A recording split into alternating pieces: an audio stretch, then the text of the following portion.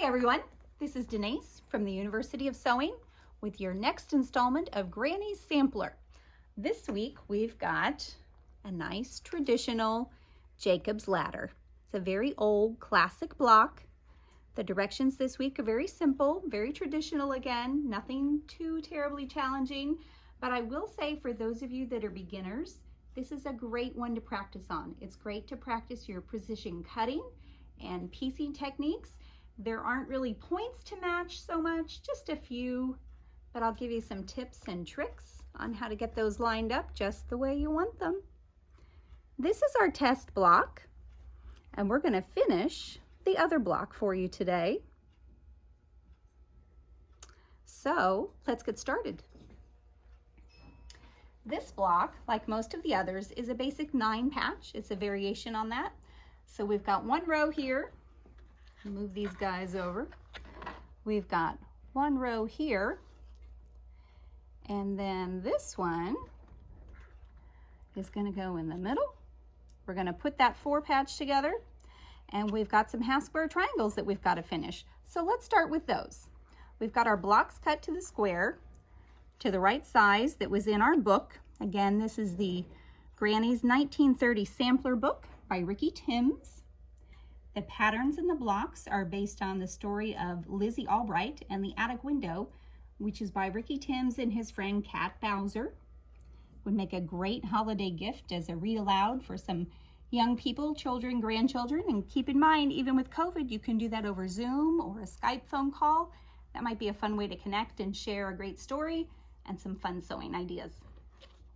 So back to our half square triangles. We've got our squares cut. I'm not sure if you can see, there's a faint line that we've drawn here point to point diagonally, and we're going to sew on a 1/4 inch either side of this line, and then we're going to cut right down that line. So let me show you how that's done. We'll go over here to our lovely Bernina 880 machine. Beautiful machine to sew on. We've got our 57D foot on, which is a 1/4 inch foot that has a nice guide on it. We've got our straight stitch plate so that the point in our half square triangles isn't going to get sucked in.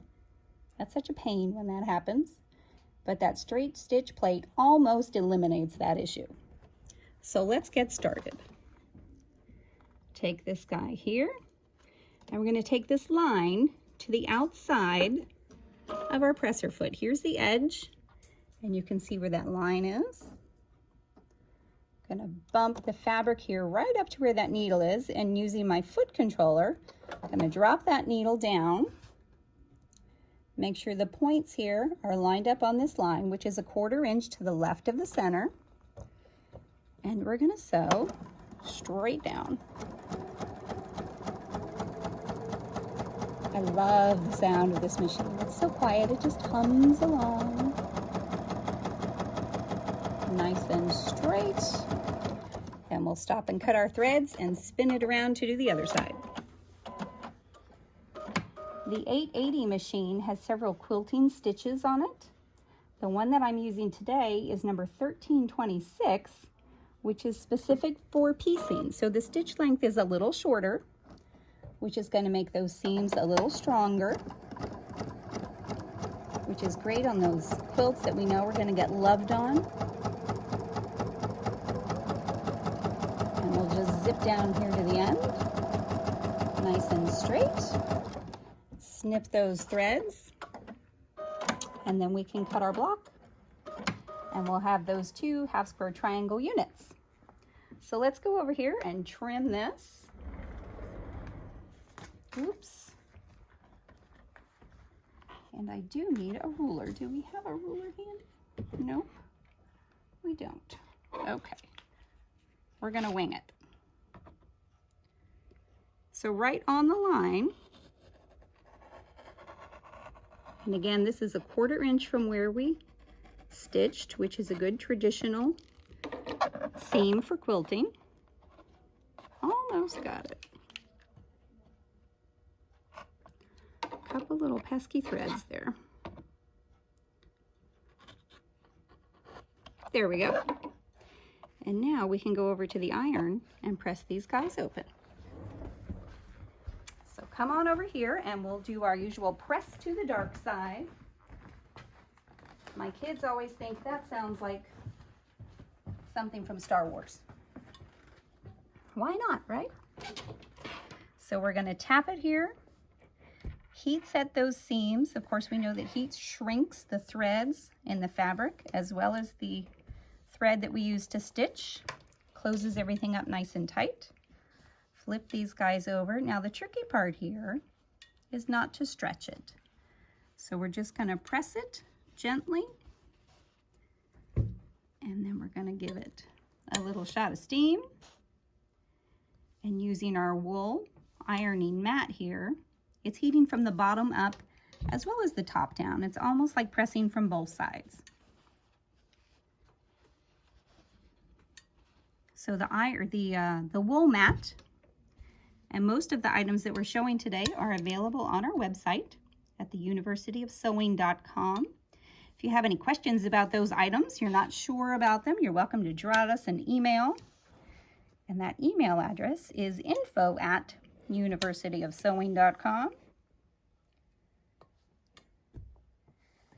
Alrighty, let's go trim these guys up and see what we've got.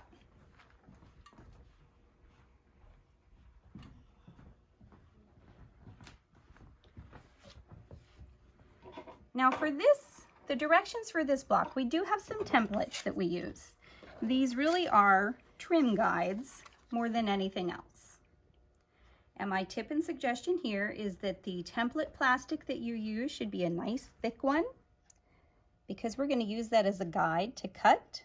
And of course, if your rotary cutter is trimming off your template plastic, that's not going to be very useful in the long run. I've also added, it's probably nearly impossible to see, the little grippies on the back. Now, most of the times people use these for their rulers so they don't slide around while you're trying to cut, but I found it works great on the template plastic as well. So this one is for our half square triangles.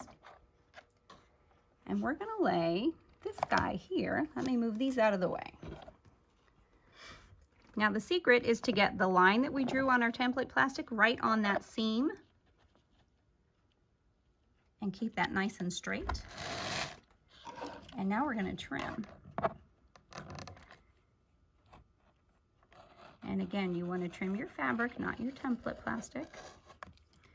And this spinny mat, it's not a requirement, but boy, does it come in handy. Let me move this a little closer. And we'll regroup this guy here. All right, whoops. So I'm pressing down kind of with a lot of pressure on that template, just to hold it in place, nice and slow with my rotary cutter.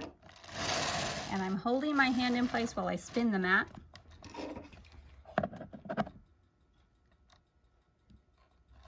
And this is definitely not a time to rush.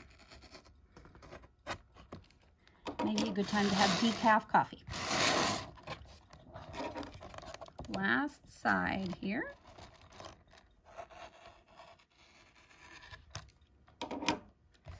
Alrighty, let's get all these guys off. See how we did. We missed a few here. A little haircut there. And one more over here. Now, our block is perfect. Isn't he cute? Let's do one more. And again, we're lining up this dark line that goes diagonally on our template plastic. You can probably see I've also labeled them so that if I want to go back and do these again, it's so much easier than having to dig through things or redo the templates. Maybe you've got a friend you want to share it with. And this block is really a classic block. There are so many beautiful quilts that are made just out of this block, or maybe another block mixed in with it, just the two. This would be a great way to do those. Lots of options with this block. You could make it really traditional and classic. You could update it with your fabric choices.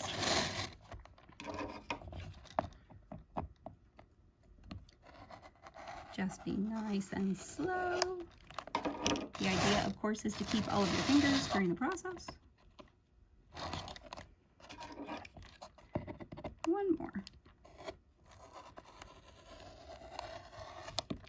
All right, let's see how this guy came out. Ta-da! Isn't he cute? All right, now we've got to do some sewing. So let's make sure we've got everybody in order here. We've got one row here, one row of 3. It's going to be repeated on the bottom with another row of 3. Notice the way the dark triangles are going here. This one's going to go with the triangles on the outside and our 4 patch this way. So let's assemble that 4 patch first. We've got the 2 and 2, and we're going to line up these seams.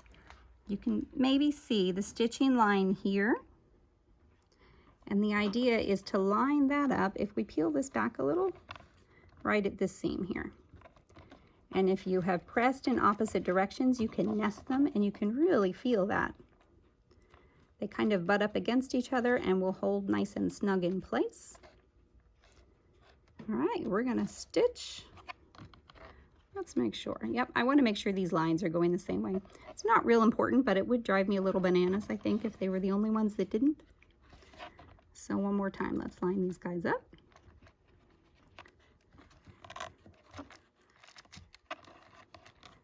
The fabric choices for this block are so much fun. You've got so many options for the lights and dark values and larger prints and smaller prints.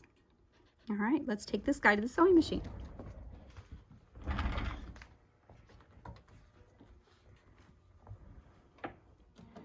I'm going to tuck him under here. You see I've got my finger back here holding that thread. It's just a good habit to get into no matter what machine you use. And this is the little 1/4 inch guide on this 57 foot. That's going to keep everything nice and straight and give me a nice consistent 1/4 inch, which is so key in quilting and accurate piecing.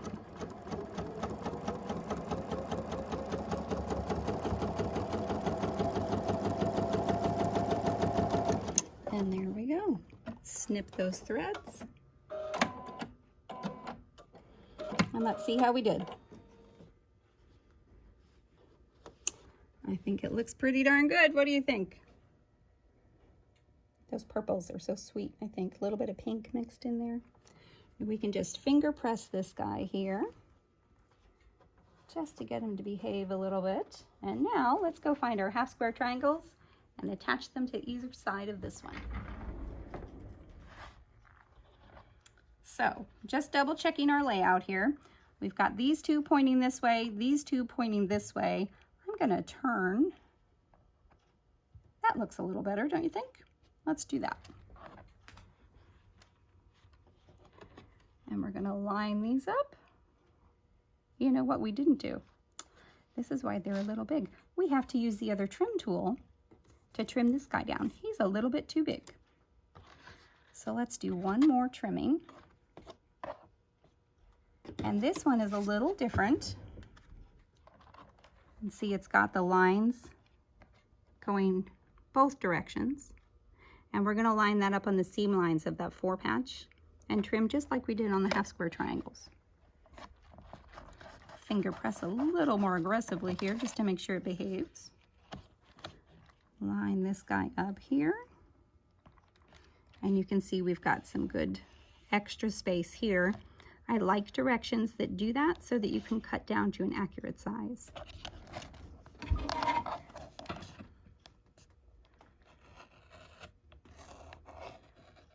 Good lighting, I think, is really important in this part. That template plastic can make it a little challenging to see.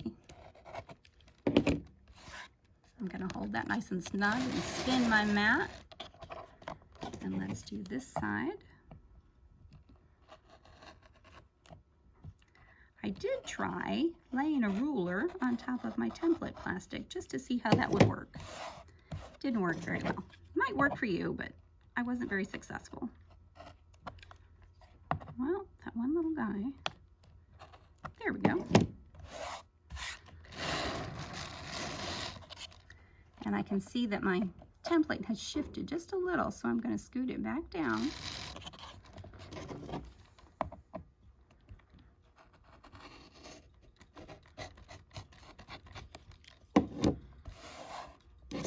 I'm curious if you guys have a favorite block that you've done so far, or maybe one that you've learned the most. I realized I had not actually done a Jacob's Ladder block before.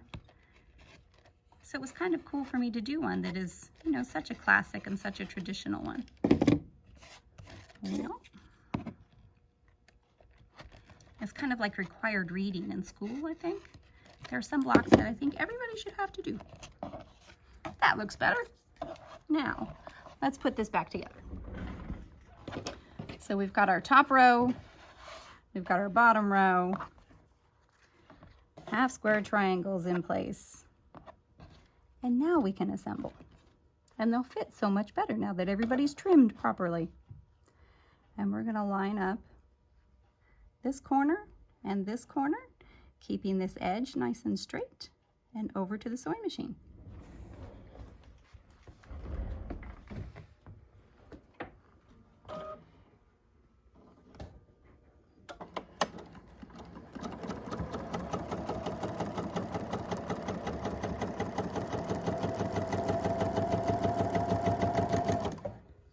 Almost done.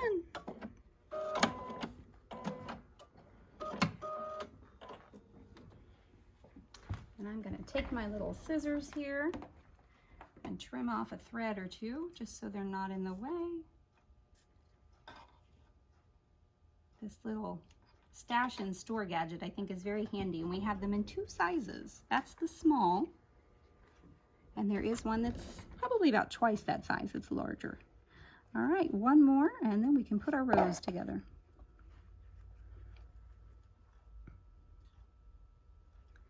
So I'm also curious, are there any blocks that you haven't done that you would like to do? Maybe something very traditional or something a little more challenging? There are so many. I think it would be hard to choose. Spare scrap laying there. That guy can come up. Alrighty, looks pretty good. We're going to go over to the ironing board and press the seams. The top and the bottom rows we have pressed with those center seams going into the center of the block. So in order for them to nest, the middle row we're going to press with these seams to the outside of the block. A little bit of steam and it should be nice.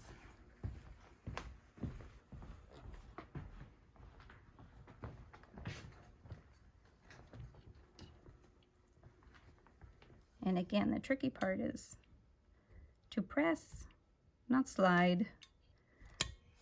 Give it that shot of steam just to make it behave.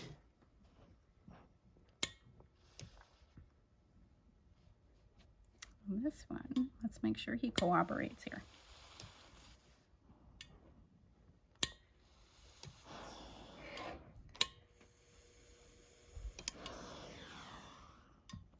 Let's flip him over and do one shot on this side. Looks pretty good. I'm thinking nice and straight. Those colors are so fun together. I think that's the coolest part about the scrappy samplers.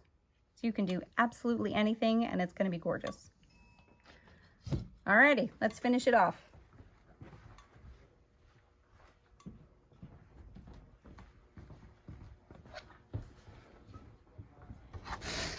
Just a review of lining up our seams.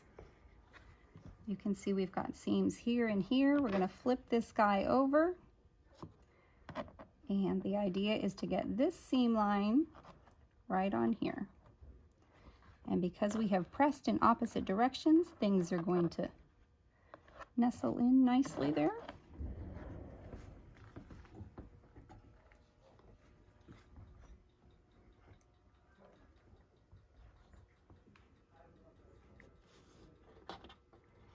All right, little guy, let's behave here.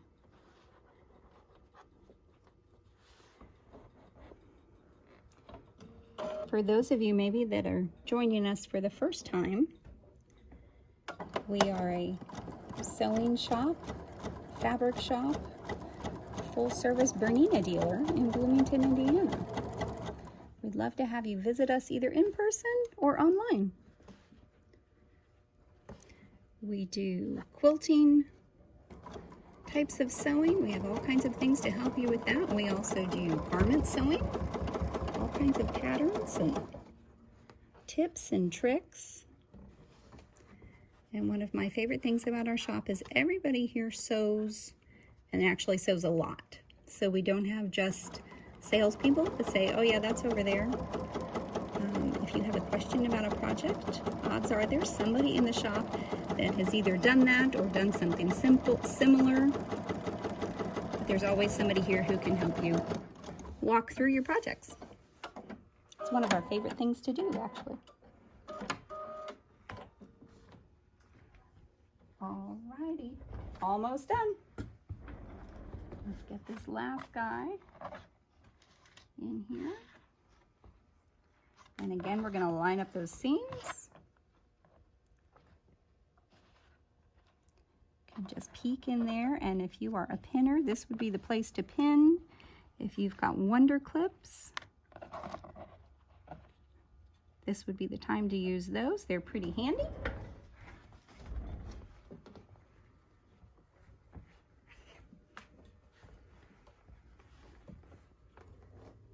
Using my knee lift to lower that presser foot so I don't have to let go of my fabric at all.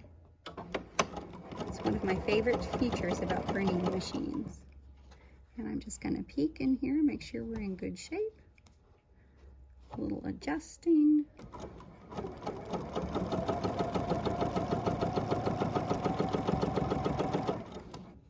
And one more time over here just to make sure. It's so frustrating. Every now and then one of them will wiggle out of the way and you won't notice it until it's too late. And then the seam ripper comes out, but that's all right. I'm going to lift up just to make sure that guy's under there nice.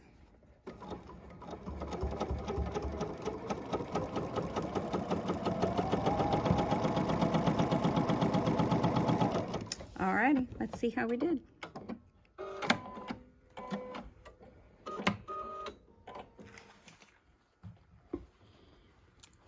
What do you think? I think it's awful cute. Let's take it over to the ironing board and give it one last press.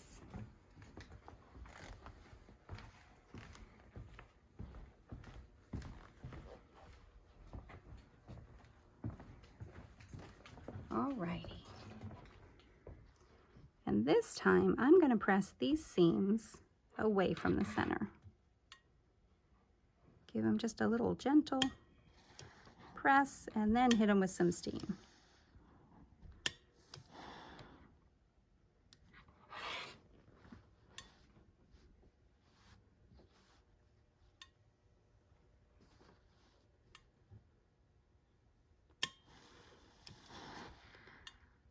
I get so excited when a block is almost done. Almost as excited as I get when the quilt is almost done. For some reason, it just always kind of surprises me at how cool it looks, even though I know exactly what it's supposed to look like. I think that's one of the many fun parts of sewing and quilting in particular. One more shot here. Alrighty, there it is. A nice traditional, simply pieced Jacob's ladder. It's block number 4. In the Granny's sampler that we're working on from the Ricky Timms book, Granny's 1930 sampler. Next time we get together, we'll be doing block number 5, which is called the Old Maid's Puzzle, and I have a challenge for you. Let's come up with a better name for that block. That's a terrible name. I don't know. And I'm open to suggestions. I hope you'll comment something, and of course, if you like the video, find something helpful in it, we hope you'll give us a thumbs up and share it with your friends. The website again is theuniversityofsewing.com. Thanks for watching, everyone, and we'll see you next time.